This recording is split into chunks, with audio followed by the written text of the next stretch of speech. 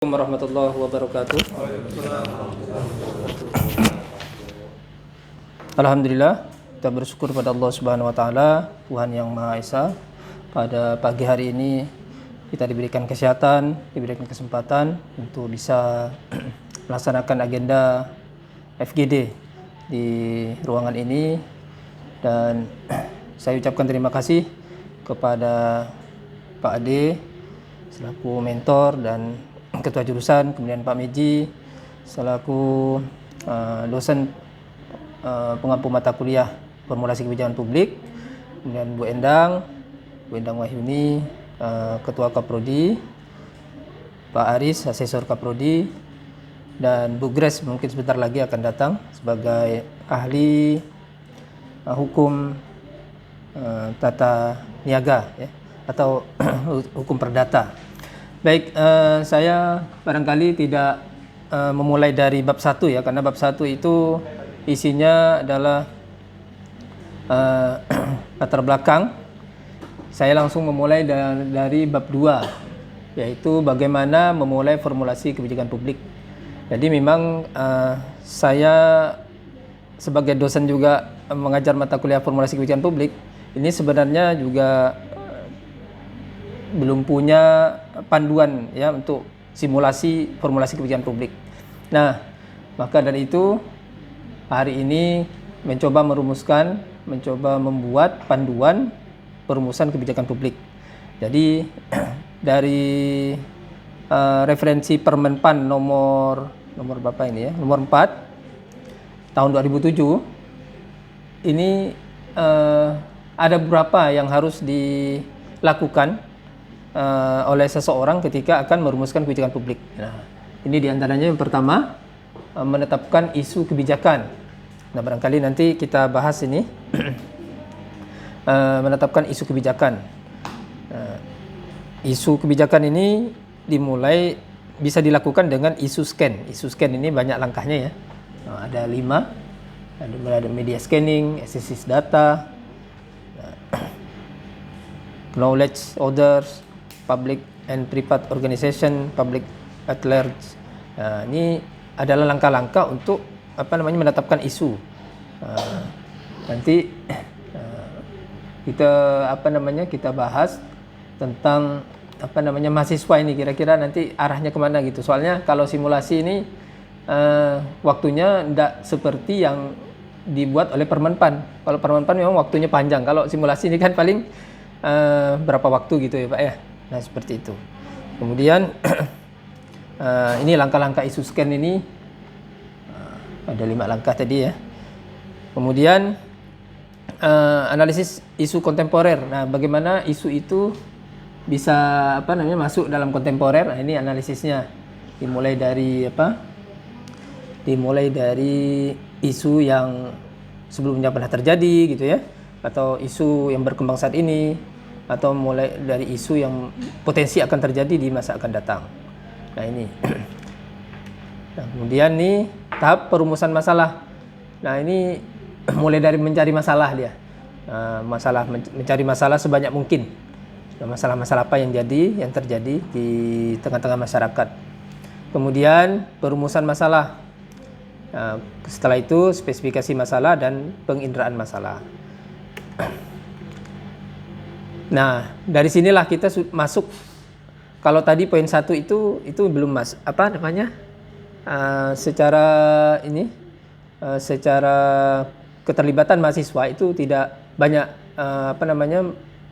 melibatkan mahasiswa secara intens. Tapi kalau poin 2 ini, nah ini sudah masuk nih, membentuk tim penyusun formulasi kebijakan publik. Nah, di sini Pak, yang butuh masukan ini, mulai dari A, B, ini poin 2 ini. Setelah mahasiswa menangkap isu, maka perlu membentuk tim penyusun kebijakan. Nah, berarti di sini kalau berdasarkan Permenpan 2007 itu timnya terdiri dari ketua, kemudian anggota 1, anggota 2, anggota 3, anggota 4. Jadi 5 orang. Mungkin nanti bisa dibentuk kelompok gitu Pak kali ya Pak ya. Ibu ya. Ini kan tim ini bersifat ad hoc itu sementara gitu ya. Nah, jadi ini nanti butuh masukan. Kemudian tim penyusun kebijakan bekerja dan mengawal serta menjaga tingkat keamanan rumusan draft kebijakan. Nah, ini saya menerjemahkan ke mahasiswa itu gimana ini, poin B ini. Tim penyusun kebijakan, maksudnya tim yang sudah dibentuk itu di atas, yang 5 orang itu, bekerja dan mengawal serta menjaga tingkat keamanan rumusan draft kebijakan. Berarti di sini tim ini sudah membuat draft gitu ya, membuat draft kebijakan berkenaan dengan materi pasal-pasal substansinya atau isinya. Nah, berarti di sini sudah ada mahasiswa sudah bisa membentuk pasal-pasal gitu ya. Sehingga kebijakan ditetapkan oleh pejabat publik. Nah, ini nanti yang sebagai pejabat publiknya siapa, itu saya juga bingung gitu. Siapa nanti, karena kan dari simulasi itu harus ada pejabat publiknya yang akan mengesahkan kebijakan yang dibuat oleh mahasiswa itu. Kemudian yang ketiga, melaksanakan tugas penyusunan prakebijakan.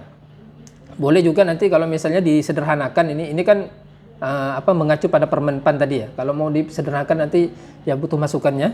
Mahasiswa merumuskan naskah akademik yang berisi landasan-landasan teoritis dan metodologis dari kebijakan yang akan dikembangkan.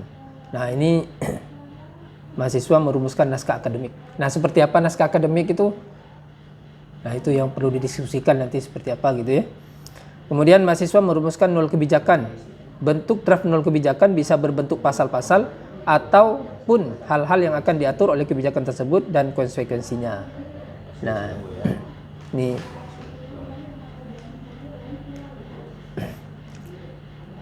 kemudian yang keempat, proses forum publik pertama. Nah, mahasiswa mendiskusikan bersama forum publik dalam 4 jenjang. Forum publik yang pertama yaitu diskusi dengan para pakar kebijakan. Nah, ini bisalah kita kita pahami dengan para pakar kebijakan dan pakar yang berkenaan dengan masalah terkait. Nah, mungkin mahasiswa di sini nanti diskusi dengan siapa gitu ya, pakar. Apabila dimungkinkan, perlu diikut sertakan anggota legislatif yang membidangi bidang terkait. Nah, mahasiswa juga kalau tidak memberatkan ya, bisa juga melibatkan legislatif dalam simulasinya begitu. Kemudian yang keempat, tujuan dan diskusi ini adalah melakukan verifikasi secara akademis dan kebenaran ilmiah.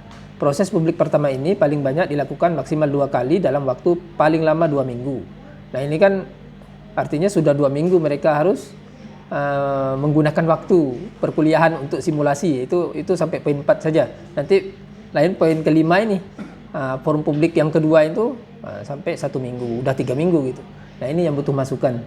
Apakah memungkinkan begitu ya untuk disederhanakan lagi. Yang kelima yaitu forum publik kedua, yaitu mahasiswa diskusi dengan instansi pemerintah di luar lembaga pemerintah yang merumuskan kebijakan tersebut.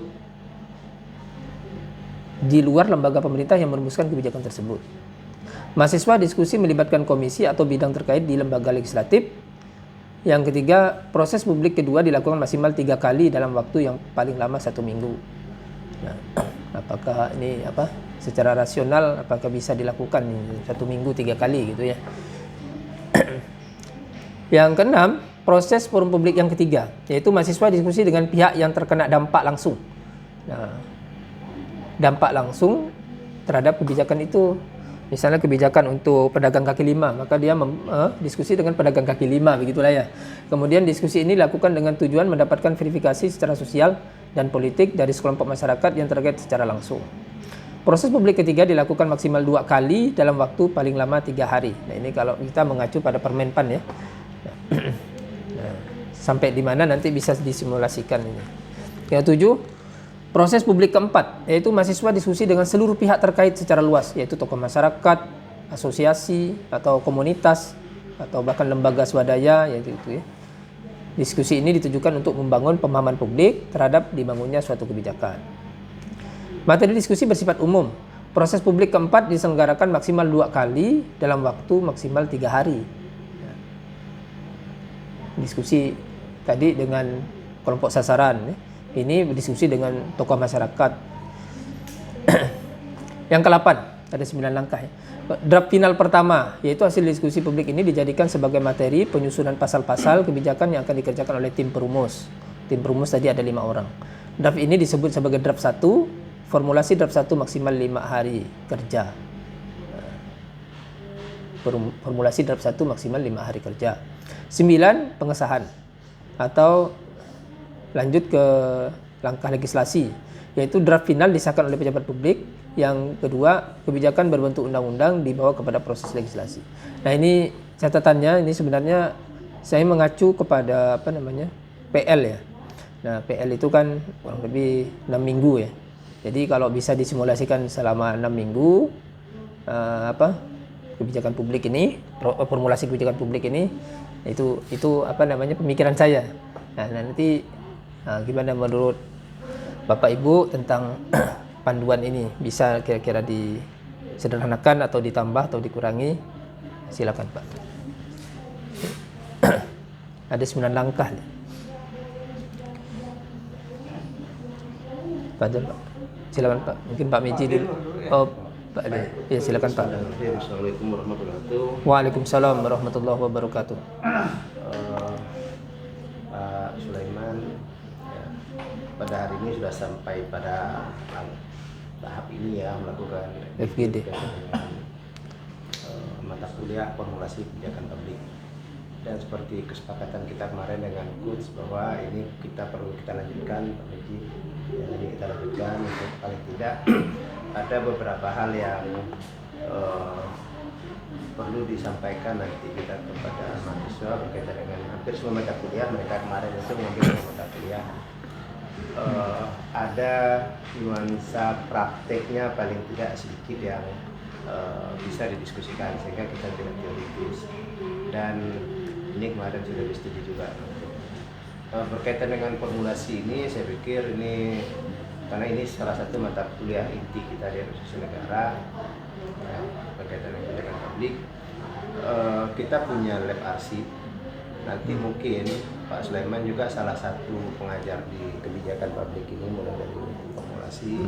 Silakan nanti bawa mahasiswa mencari kira-kira isu-isu yang berkembang sekarang di Kalimantan Barat itu seperti apa. Paling tidak ya ada daya dorong kita kepada pemerintah bahwa dengan isu yang sedang berkembang sekarang itu layak dijadikan suatu kebijakan. Ya, paling tidak ada partisipasi kita di situ lah. Ini harapannya ya, walaupun mungkin bisa jadi harapan itu hanya tinggal harapan nanti ya, tapi paling tidak ini adalah langkah maju ya bagi kawan-kawan yang sekarang ikut Latsar ini. Beda lah dengan kami dulu ya Pak Meji, kita pokoknya sebulan 3 bulan di situ lah ya, menghadap buku masih buku ada materi korupsi dan segala macam. Nah, kemudian setelah tadi mendapatkan isu kemudian bisa didiskusikan. Dan ini yang sampai dengan sekarang itu belum bisa saya dapatkan. Ada salah satu lab yang namanya problem solving itu. Karena sampai sekarang juga saya belum tahu sebenarnya kira-kira konsep dari lab itu seperti apa, layaknya seperti apa. Tapi udah saya sampaikan ke depan bahwa kita perlu lab ini. Nah, sehingga nanti ada permasalahan-permasalahan berkaitan dengan mata kuliah. Salah satunya adalah formulasi kebijakan. Ada masalah kira-kira sangat krusial yang itu nanti bisa menjadi satu kebijakan, itu bisa kita dorong ke pemerintah bahwa ini bisa atau ini layak dijadikan sebuah isu dan diagendakan oleh pemerintah sehingga menjadi satu kebijakan. Nah, kemudian harapan saya kepada tim pengajar ini dengan adanya kegiatan Latsar seperti ini adalah salah satu bentuk tadi saya katakan bahwa ini adalah langkah maju dan tetap dilakukan apa yang sudah direncanakan sekarang. Itu bukan hanya sebagai bagian dari Latsar, tapi nanti inilah yang harus dilakukan setelah Latsar selesai, karena akan dimonitor oleh coach kita itu, dan mereka pasti akan mengkonfirmasi nanti ke mentor apakah yang dilakukan oleh menti ini tadi yang sudah direncanakan, yang sudah diagendakan itu terlaksana atau tidak. Nah, itu harapan saya. Silakan nanti Pak Sulaiman melihat bahwa kalau misalnya ini layak untuk dijadikan satu kebijakan, langkah-langkah seperti ini silakan nanti diaplikasikan. Nah, selanjutnya mungkin untuk memulai FGD ini dan membahas ini ya mungkin Pak Meji selaku dosen mata kuliah itu bisa berikan masukan kepada Pak Sulaiman. Demikian Pak Sulaiman. Assalamualaikum warahmatullahi wabarakatuh. Waalaikumsalam warahmatullahi wabarakatuh. Baik Pak, terima kasih. Baik, makasih Pak Ali. Assalamualaikum warahmatullahi wabarakatuh. Waalaikumsalam warahmatullahi wabarakatuh. Bapak Ibu yang saya hormati. Jadi ini saya menyambut baik lah ya, ada semacam diskusi seperti ini, dan ini juga menyangkut mata kuliah yang dari awal ya, dari awal adanya AM ini saya yang salah satu sebagai pengajar dari mata kuliah formulasi kebijakan publik. Nah, perlu juga nanti dibatasi ya Pak Sulaiman ya, berkaitan dengan apakah ini adalah membuat kebijakan baru atau mengganti kebijakan yang sudah ada. Nanti tergantung dari mahasiswanya. Kira-kira isu yang diangkat adalah isu yang benar-benar baru atau isu yang lama di mana tidak atau belum dapat diselesaikan dari sebuah kebijakan publik. Kan macam-macam nih ya. Artinya isu itu terus setiap tahun pasti muncul ya.